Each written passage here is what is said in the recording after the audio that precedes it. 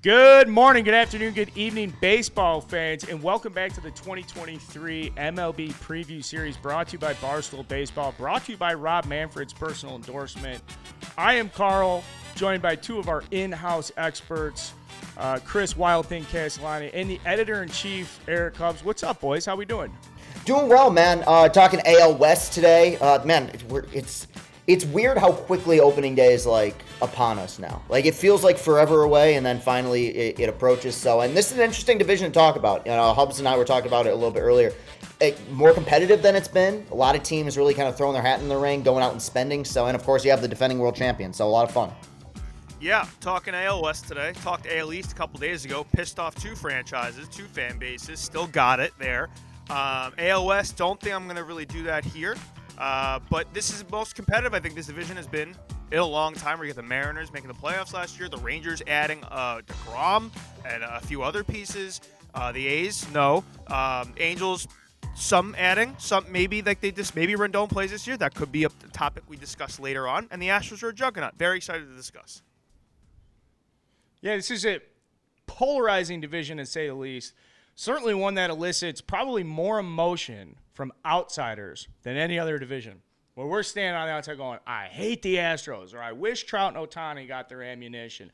The Oakland A's need to get the hell out of there. But at the end of the day, I'm not really going to watch 162 of your games. You're on the worst time zone, and we're going to get into all that stuff. So, boys, I want to say again, thank you very much for joining us. Wild Thing, as you pointed out, yes, this is the AL West preview. Everybody subscribe, please, to the channel. It's easy for us to do. It's easy for you to subscribe.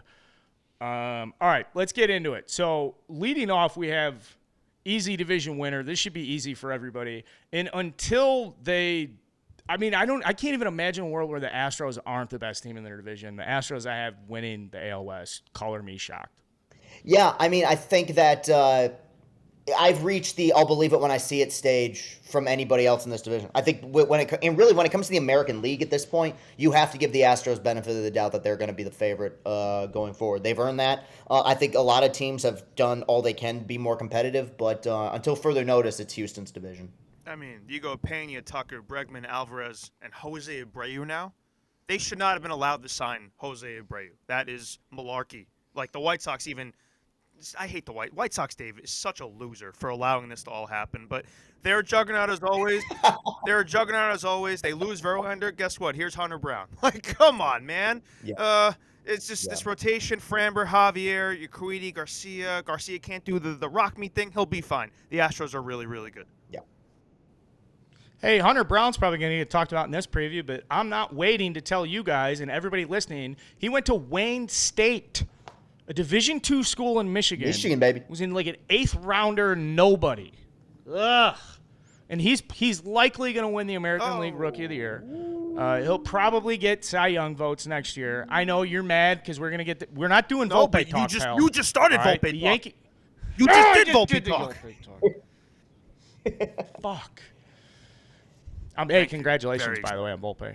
All right, for the outsiders, Hubbs is our big Yankees guy, so obviously we did something He's right. working through it. Division loser. Does anybody want to say anybody other than the A's? You can't. It's asinine. The A's, because the Why? A's are the worst, arguably the worst run sports franchise of all the four major sports. They were a 90-win team a couple years ago. Now this is sad. It's genuinely sad what they've done to their team, and they've just gutted it completely. The rotation is a bunch of young guys and guys who in positions that they don't belong, and their lineup is like a who's who. Their bottom four is Jace Peterson, Shea Langoliers, Connor Capel, and Estier Ruiz. Come on, man. That's who you're putting out for. That's why you're gonna get no fans. Shane Langoliers was the centerpiece of the Matt Olson trade and still has an opportunity to grow. So let's not do that to guys like Shane Langoliers. Okay.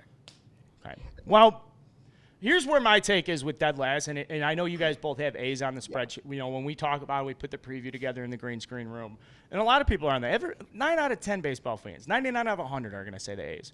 The only reason I want to make the case for the Angels right now is so that we're not a show that just says the A's fucking suck. I want to talk about the fact that, dude, there's a reality here, okay? it is that obviously the Angels are so top heavy. They have no culture. They have no starting pitching. They have no identity with the two best players in the world. It's unfathomable. And when they're bad, it's so easy for things to unravel because I feel like the players on the Angels expect for things to go bad at this point. Even though you are literally surrounded by the best players, like, nope. It's more of an Anthony Rendon organization. Don't talk to me about baseball when the game's over. They're distant from the game. I know this sounds crazy to me, but I just think the A's, on the other hand, nobody wants to play at Oakland. Nobody wants to go to the Coliseum. You know what that's called? A slight home field advantage, boys. Okay. Yes. In that very narrow way, I agree with you. And I don't disagree with a lot of your takes on the Angels. I mean, Angels fans don't like me at all, and that's fine. I think it's a joke what they've done with the two best players of a generation. But I would normally agree with you, except this is one of those years with the A's where, like, I legitimately this should not qualify as a major league product. Like that's why I haven't. The last time a team like this was talked about in this way, it was the Marlins after they traded Yelich and Giancarlo, and there were people who were like, could this team lose like 120 games? They didn't. This A's team, I think, if the ball doesn't bounce their way, yeah, we could be talking about a historically bad team. I shouldn't have really ripped on the bottom of their order because there's some young guys there. You know, I'm not going to shame them. Their top four is Tony Kemp, Alzmedi Diaz, Seth Brown, and Jesus Aguilar. That's not competitive. That's not trying to be competitive. Yeah. That's embarrassing. Yeah. Jesus Aguilar, though, one of the cooler players in baseball. Not an everyday MLB cleanup hitter in 2023. Yes. But very underratedly cool. Very cool. Sure. Yeah. Best hitter, I got Trout. Yeah, I mean, that's fair. The best hitter is bizarrely tough because, like, best player in this division is Ohtani. I don't think he's the best pitcher or the best hitter, but obviously overall best player. Best hitter, the one who scares me the most, is Yordan Alvarez. Yordan Alvarez seems like he's going to hit a home run every time he comes to the plate, and he's just massive build. I think I'm a big believer, and we were talking about it with Juan Soto in the NL West preview. I'm a big believer in lineup protection, and what a guy can do when there's guys in front of him and behind him who can mash. I think that Astros lineup opening day is one of the best ever constructed, and the fact that he's going to be hitting in the middle of a lineup that has Pena and Tucker and Abreu, and Bregman, he's gonna have to get pitches to hit, and I think he has a monster season. Yeah. I mean, I was reading off their lineup before, their top five, and I didn't mention Altuve because he's not going to be there opening day. But, like, you add Altuve to that, then it's like that's six just absurd baseball players that are in the same lineup. And then you look at the A's stuff, it's like, what's going on? Yordan Alvarez instills fear in me that no one does. No one else in the world instills more fear in me. Maybe, like, other than, like, maybe I got, like, a haircut too short and I was scared to, like, see my dad afterwards because he was very big on, like, having, like, some hair on top of you. He's like, you're going to lose it, and he was right. But, like, I was scared to see him after that. He's going to have a talk to you. Yordan Alvarez gives me that kind of fear. Yordan Alvarez at the plate is just terrifying. That guy had he was over 1,000 OPS last year, and I'm pretty sure, if my memory serves me correctly, he had, like, a month where he forgot to hit the ball. And he still had an OPS. And he was injured. Yeah, and he still had an OPS over 1,000. That guy is a scary mamma jamma. I want no part of him. He's not leaving me anytime soon, which is upsetting. And that's why the category is best hitter. Because I think in a lot of cases you can say, well, best player. But it's important for purposes of the AL West. You look at Shohei, look at Trout. There's names up and down, Altuve. But I'm willing to sit here and say, you're right, Yordan Alvarez, if we're going to say pound for pound best hitter. If you're going to say, if I was a pitcher, what hitter in the AL West strikes the most fear of me? Of course, dude, Yordan getting in the box is, and he's so still. The head, the actions, it's just so, like, quiet. And then all of a sudden, thwop. What do we have here, guys? How about this? How about best pitcher? I have Shohei, throws 103. He's from Japan. He's been in the big leagues for, like, I think this is his sixth year now in the big leagues. His team's not very good. He does hit two in the lineup, so, like, it's kind of a weird mix for when he does start. But he's a very good player. He's got a good. Have you heard of him? Shohei Ohtani. I think I might. His name slipped my mind for a second, but yeah, I've heard of him. Look, the older I get, And the more I evaluate pitchers, I'm a big fan of length. I'm a big fan of guys who can go deep into games. I don't like this pussy shit 4 innings, 1 run. Like that does nothing for me. That's why my pick is Framber Valdez. I love the fact that he's one of the few guys left in baseball who can give you 200 quality innings. Quality machine. Great in the postseason last year. I mean, he was their ace. I mean, Verlander struggled a little bit. He was their guy in October, and I think he's only going to get better. His stuff is so nasty. He's the best of both worlds because he's a pitcher with that sinker who can pitch for contact and get a lot of ground ball outs. But his stuff will still get a lot of swings and misses as well. I think if you're looking for an encapsulation of what Houston does right in regards to their pitching development, Framber Valdez is a prime example of that. Yeah, quick thing on Framber. For whatever reason, like when the Yankees face him or whatever I'm watching, you think you can hit him. You think like, okay, this doesn't have like the most overpowering Deceptive. stuff here. He doesn't have 100 in his bag, but he's got a sick curveball. He got location. And he knows how to pitch, and it is insane. Like every single time, he'll trick my brain. Be like, I think I have a chance today. No, you don't. Framber's just that good. Yeah. Great answer. Yeah. My answer is Luis Castillo, though. Luis Castillo is a guy I've wanted for so long to be in the Bronx. Never happened. The Mariners paid a king's ransom for him. And rightfully so. He was so good. I feel like in the playoffs, at first start against Toronto, was legitimately nuts on the table. Awesome. This is him. This is me. Yeah. This is why you paid all these prospects for me. And he was still pretty good against the Astros, too, in his other start. He didn't miss a beat in Seattle. His changeup's ridiculous. He's really, really good. I love Luis Castillo. That is a great pick. Yeah, he's been one of my favorites for a while. I think now that he's out of Cincinnati, I think he's going to thrive in that park. I think he can be, if he stays healthy. Too, I believe. Yeah, for sure. No, they extended him right away. I think if he stays healthy, he's a top 10 pitcher in the sport. Yep. Well, you didn't ask for it, but I'll give you my take on Luis Castillo. All he ever wanted to do was compete in the playoffs. He looked up to Pedro Martinez. His big thing was those big Pedro Martinez playoff moments. He got to Cincinnati. He pitched in one playoff game in his time in Cincinnati. It was during the COVID season. He was good. An empty stadium. Yeah, he described it as a depressing experience or as a sad experience or as a letdown to get to the playoffs and nobody was there. The buildup for him to go to the Mariners from one of the smallest ballparks to one of the more spacious ones, from like one of the least competitive situations to one of the most exciting in baseball, is like just the perfect cocktail of circumstances. He's had an off season back home to hang out with the boys. I like a peek at his Cy Young odds. I believe they're set plus 1,700 right now. I think he's 9th in the American League at the time of recording. I'm not making that up. Okay, breakout star. I brought him up earlier. I'm taking Hunter Brown just because he's a big righty from the Astros who throws gas, and he's programmed to strike out 250 guys in 180 innings. He'll be awesome. You don't even know who he is. You might have seen him. People watching this are going to criticize me for being like, of course we know who Hunter Brown is. If you have that mindset, I want to let you know something. You are in the minority. There are not a lot of people walking around this world that are as knowledgeable as you are. So instead of making fun of me, pat yourself on the back for being on the inside of this, and let's tell other people how good Hunter Brown is. Yeah, no, I'm with you. Michigan guy, models his game after Justin Verlander, got to pitch with Verlander. In fact, actually filled in for Verlander when he went on the IL last year. Great odds, the Barstool Sportsbook, by the way, to win AL Rookie of the Year. It might have changed, but about a month ago, it was pretty good value there. Overpowering stuff, fastball in the upper 90s.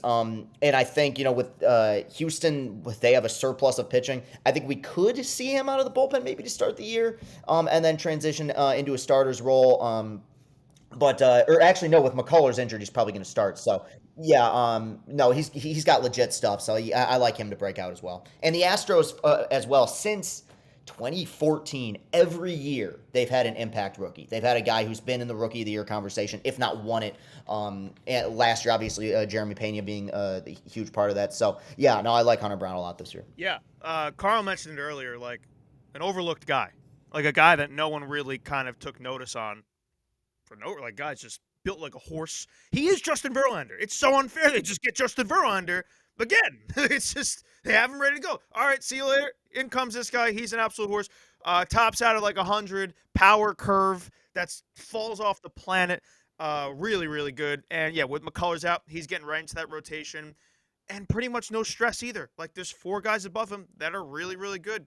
You're just going to be a number 5 this year, pal. And then when McCullers come back, we'll figure it out. Maybe we go to 6. Maybe maybe he goes to the bullpen then. No pressure on this kid. and he's going to be amazing, and he's going to haunt my dreams, and that's just the way it is. And the Astros are a well-oiled machine at this point, and Hunter Brown, is the epitome of that. I want to get in front of this and see if we can get Verlander, Castellani, and Hunter Brown together, and then Wild Thing, you'll be like the thread that weaves these two guys together, because I want to hear how Hunter Brown grew up watching Justin Verlander. Because we all sit here and we're like, oh, look at them. They're the same. Remember when that clip went viral last year? Hunter Brown pitching, and it was like him next to Verlander because their mechanics are side by side perfect. Yeah. The underlying story of him probably growing up inspired by Justin Verlander as a Michigan guy, and Justin Verlander winning an MVP in, what was that, 2014? 2011. Anyways. Yeah. Way sooner, 12, 11. Yeah. Got that wrong. Okay, regression. You cut out. Wild Thing. Oh, I'm sorry. I was just saying it was 2011 when Verlander won the MVP. Okay. Yeah. Okay, it was only off by 3 years. Yeah. All right. Regression here. I'm just taking all of Seattle generally, the whole city, not just the team and the organization. I just mean the whole city. Big come down from last year. T-Mobile was popping, boys. I just think that's a fan base that's coming into the season like, no, we finally arrived. We're here. We were in the playoffs. It's like, that's evil. Remember the Pirates and how cute they were to Johnny Cueto? Well, you're really down on them, then, aren't you? I'm just saying. I don't think. Yeah. I'm not down. I am a huge Seattle guy. They're hosting the All-Star game this year. Jerry Dipoto spent 7 years making trades nobody gave a shit about so he could get rid of Mitch Haniger. How do you do that to Mitch Haniger? I mean, there's some bad. I'm just saying. And I talked to Mariners fans around the Cactus League, and here's a question for you guys. At this point in their career, pick one, J-Rod or the kid, and you would be alarmed at how many people instantly are like, J-Rod. Like, what? No, what? He's pretty fucking Pick sick. one Mariner. Yeah. I know he's very good, but Ken Griffey Jr. is one of the greatest players of J-Rod has to all do so time. much to become the kid. The kid's already the kid. That's my answer. Yeah, he won a home run derby, and they threw him a parade. So that's where I'm like, Seattle, you have a year where you're going to get leveled, where it's like, this game's hard. I mean, you could argue for them it was the 21 years that preceded last season. Yeah, okay, a little bit. All right, so you don't like a come down for Seattle. You like Seattle. I like Seattle a lot. regression I get your logic. I think that people may be down on them because they were a bit quieter in the offseason than some other teams in this division, when in reality, I think they return a really good core. I don't think they needed to make a ton of moves, and they extended Castillo, which I think was a very important move for them. My regression candidate is... I'm talking about the people, the entire scene in Seattle, not just the team, Chris. Okay, but go back. Fair. Yeah, maybe if there's bad juju in the city, then there's nothing that I can do about the baseball team. My pick is a guy who I worshipped for years and still love watching when he's on. But I think his reasoning for going to where he did is kind of lame. And ultimately, I just don't trust the contract or his health, and that's Jacob deGrom. Look, deGrom on the mound, full health, best pitcher in baseball. Arguably the most dominant stuff I've ever seen. I mean, the run he was on there for a few years was incredible, but he has not had a fully healthy season since 2019, and he's in his mid-30s, and he's playing for a team that just paid him a ton of money. And I'll be honest with you about deGrom. Sometimes, as brilliant as he is, I question his competitive spirit a little bit. Him going from New York to Texas, I don't know. If there's ever a situation where it is built for you to be on a contender year in and year out now, it's playing for Steve Cohen. Jump to a smaller market, took the money. That's fine. Look, he's set for life, and I love deGrom. But I'll believe it when I see it in terms of health. The reason I don't like, and I respect Chris Castellani and all his baseball takes, the reason I don't like that is because deGrom really didn't pitch last year, so it's really tough to regress from that, unless he's just not going to pitch at all this year. He actually has to. True. I guess. Fair point. He has to go up. It's almost impossible for him to go. But I do hear your point. I'm just being technical. I guess I just meant regression in regards to expectations, because I think that I still see him listed as the best pitcher in baseball on a lot of lists. Yeah. And to me, it's like I can't go that far right now with a guy who's made like 20 starts in 2 years. My answer is Hubs went to Syracuse, by the way, guys. Hubs did. went to Wasn't Syracuse. smart enough to get into so the- he's like a legit. No, but you're a legit journalist. So you getting technical on that. That's a nice little wrinkle here for Barstool Baseball that I want to draw attention Pathos, to. So ethos, thank you. logos. Don't ask me what they mean. But my answer is Jose Altuve. And it's kind of cheating because he's already hurt. He already broke his hand. So that's not a great start. He's about to be 33. How about one moment here, pal? You take a step back and don't hit 300. Like, just do that for me. I know, like, his prior years before that weren't so great. He had a great year last year, all things considered. Top 5 in the MVP, an all-star, silver slugger. Well, let's relax, dude. You're already missing the first month. I'm kind of sick and tired of Jose Altuve. So that's just my pick. I don't really have anything to back it up other than he's already broken his hand, which is a tough start and would lead you to a regressive year. Timely take. Yeah. Timely take. Good stuff. Two things I'd like to applaud before we get to the last 3 innings here. Hubs, that's the first time I really got a taste of the Yankees. I hate the Astros.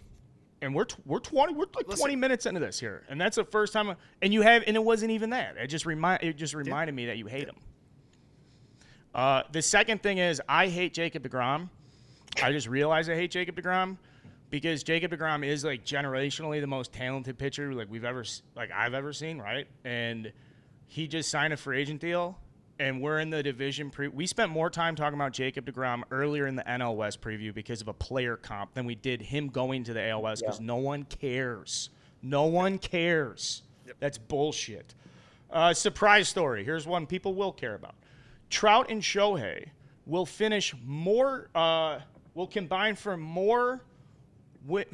Trout and Shohei. I got to read this correctly. Well, if you look at it on the spreadsheet, you'll understand why I'm. Okay. Collect yourself, Carl. Trout and Shohei finish more games behind first place, so the Angels. 22 is what I'm saying, which is close to their combined WAR, which I project at 20. So I don't know if that's like it's surprised that two players will combine for 20 wins above replacement and then still finish more than 20 games out of first place.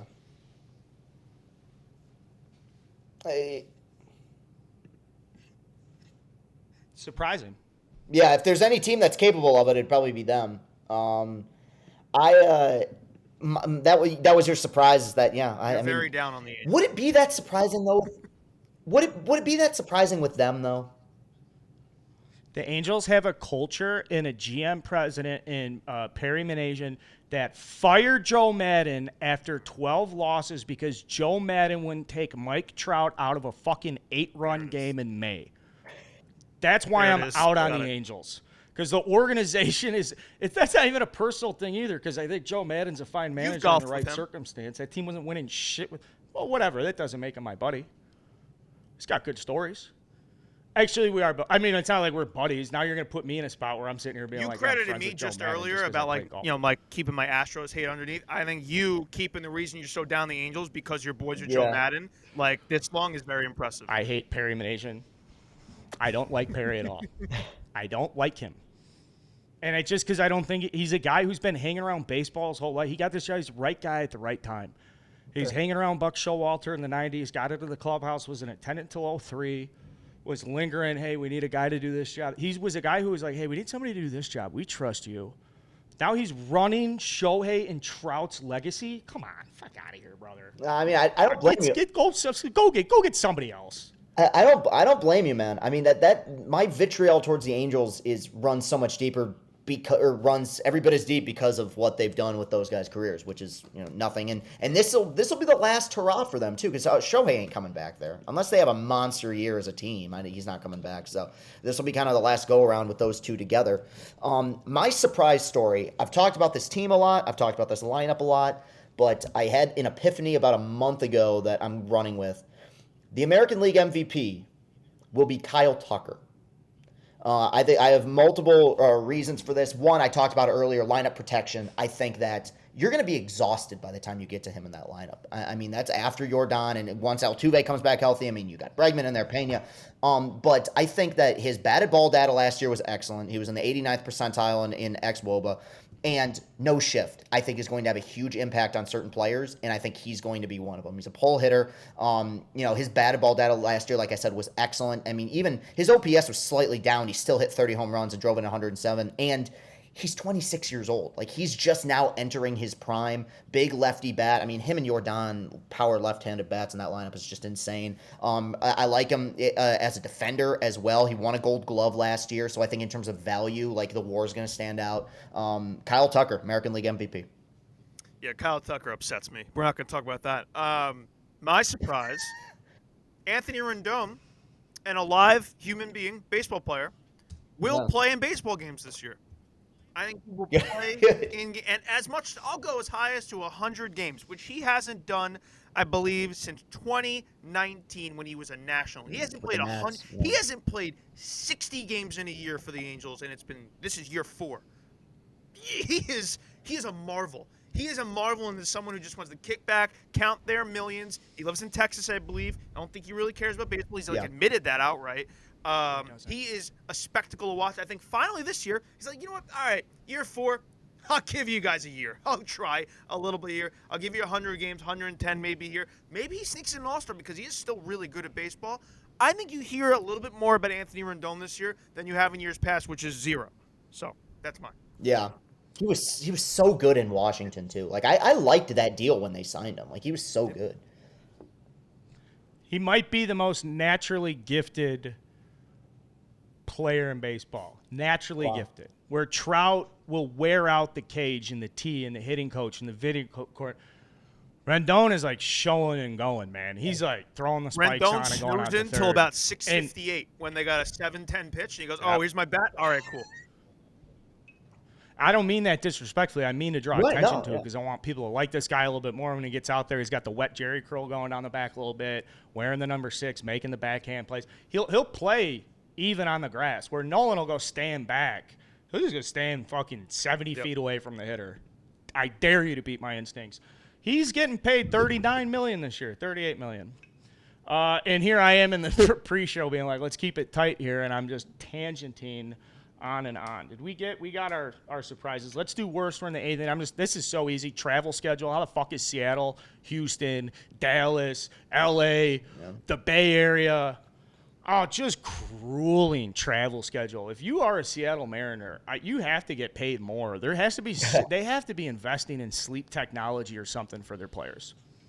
Yeah, that's a fair point. I guess I didn't really think about that in terms of travel. But my worst, I just went worst everything. We're really bashing them. And I went with the A's. I as someone who very recently, and you could argue they're doing it again this year, has gone through a tanking era, I just know how frustrating that is. But even the Tigers at their worst, when fucking Jordy Mercer was batting cleanup in 2019, I don't think that the product was worse than like the opening day product the A's are putting out there. I feel bad for their fans. Like you said, Hubs, I mean, 2 years ago, this was a team that was in the thick of things for the American League playoffs. You know, they better hope that we get Moneyball version 3 here real soon because they're isolating their fan base right now. And so, and I feel bad. I went with A's as well, but in a different sphere, actually kind of complimenting them a little bit. Worst to trade with. Just like anytime I trade for one of their pitchers, and my being the Yankees, they're broken. Sonny Gray. Mentally broken. Frankie Montas, physically broken. And they just get Ken Waldichuk and J.P. Sears, 2 guys who are going to be in their rotation this year, and pretty good. Guys I wish I had on my team currently. I'm done trading with the A's. I'm done. I'm putting my foot down right now. We can't do it anymore. They got some black magic going on. They don't do anything good on the field, but for whatever reason, they know how to trade for whatever reason with these guys. They got a king's ransom for Frankie Montas when that guy was physically broken. No idea how they do it. They just put some hex on you, and you just believe that's a good deal. Done with trading with them. I think maybe younger baseball fans would be crazy to believe that there was a time, it was about 8 years ago, where the A's went into a trade deadline, acquired John Lester from the Boston Red Sox, and then went on to play the Kansas City Royals in like one of the greatest elimination playoff games of the last 20 years. Yeah. Both teams were making moves and hustling. They had the best. They had the best record in baseball at the All-Star break that year. It was like that wave where baseball was adjusting coming out of the closeted PED usage that was Yeah. rampant like 08, 09, 10. So then teams shift their strategy, and you got like all these small ball teams trying to win. That is so long ago and so far ago.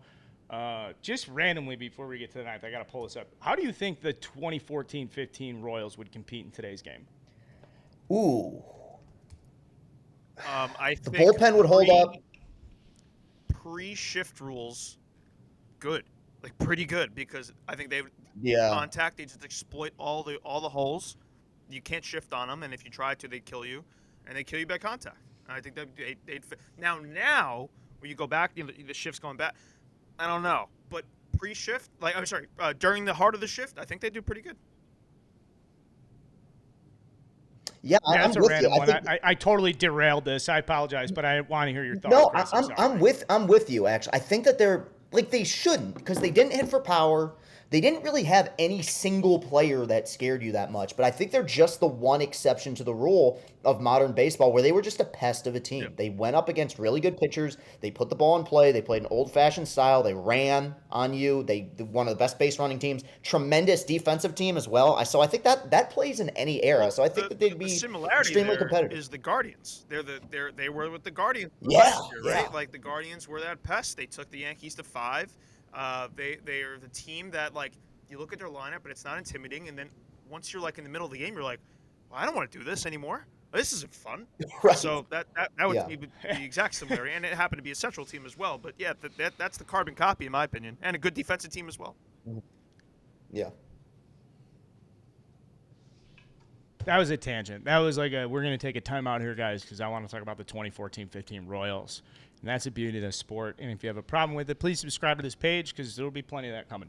All right, last inning, ninth inning, biggest asshole. I already unleashed this one. I'm to everyone who has a shred, fractional, just like minuscule amounts of responsibility for putting 24 guys around Trout and Shohei. You could be like you could literally be the assistant GM's dry cleaner. And if you give him a bad suit the day he's got to go and like negotiate a deal for a reliever that could help win him a game, you're an asshole too. Anybody who's involved with anybody that touches the people that's remotely in their universe, you are an asshole. The Angels deserve so much better. We deserve better. The world deserves better. Yeah, I'm with you. Piggybacking off that, I kept it simple and went with Artie Moreno, the owner of the Angels. Even more so beyond just the fact that they've wasted the two best players of a generation. The whole I'm gonna sell the team. Oh no, I'm not gonna sell the team shit. As a fan, that would drive me insane because they were celebrating it. They're like, it was like Nate celebrating when he found out that Snyder was gonna sell the Commanders. And it's like, all right, we're in this. Like, we're gonna turn this around. There's such a freeing feeling that comes with a new GM, new owner, and then all of a sudden he pulls the rug out from under him. Like, fucking billionaire prick. Like, make up your mind. So yeah, screw him. I'm with you on that. Artie Moreno, no go for me. I'm going with another billionaire, John J. Fisher. I absolutely hate this guy. I blog him out about him all the time. Absolute scum of the earth. His parents founded the Gap, so he's done nothing. He just inherited all that. He's worth $2.2 billion, puts none of it into the team, wishes they fail. They compete once every like 10 to 12 years, where they're really good, and then they just don't care anymore. It's embarrassing. They got really nice fans out there, like that truly care. Like, it's insane. Like, you'll hear the guy banging the drum. It's ridiculous, and they put nothing behind them. You go look at it, the Moneyball A's or whatever, and you see how much like the fans loved that team, and they just were like, "That's fun. Let's never do that again." Like, we'll do that every like 11 years. So John J. Fisher is the worst. Well said, Hubs. Good one. I'm glad we got a chance to call him out, too, because he did inherit mommy and daddy's money. And it was before Moneyball went public as a story while Michael Lewis was writing it. Yeah. Whereas a thing like, yo, did you know how good these guys are? He went and bought them for, I believe, $180 million. No, I said what his net worth is $2.2 billion. I did not say that. Okay. Yeah, I think he spent only $180 million cash to get the A's in 2005. And that was so, wow. You want to talk about a bad guy. And I love you talking about the drums. the culture, the community. Because to me, like, that's what separates baseball from other sports is, like, it's really much your guys. Like, we have our boys, and our boys are going to go out, and they play every single day. So to have a team that represents what you think your values are, like, whatever Detroit's values, do they represent that? The Yankees, like, are they class? Do you look good? Like, Aaron Judge, like, the wedge. I just got the chill saying Aaron Judge is a Yankee in the context Better of you this didn't say him as a conversation. Giant. Because that's how much Aaron Judge is awesome. It's good that you said that. Yeah. So, I enjoyed talking baseball with you guys. Went way longer than I wanted to. I shouldn't say wanted to, than I anticipated. I'm happy with it. That's what this game does. Yeah. Pray for your editor. Awesome.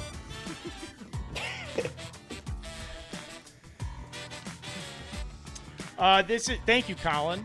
Our editor is Colin Cooper, a handsome but not too handsome, ladies. He's not on the market.